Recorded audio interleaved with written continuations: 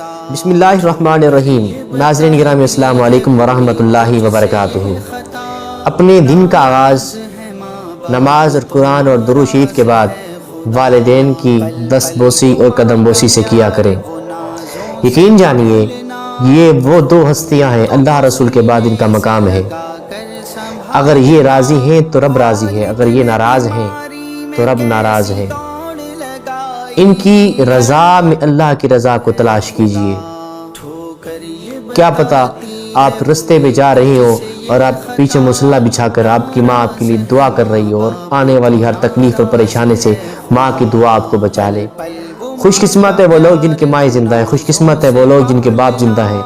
ذرا ان سے جا کے پوچھئے جو اپنے والدین کی قبروں کو لپٹ لپٹ کر روتے ہیں۔ اللہ تبارک و تعالیٰ سب والدین کو سلامت رکھے، عمر خضری عطا فرمائے، صحت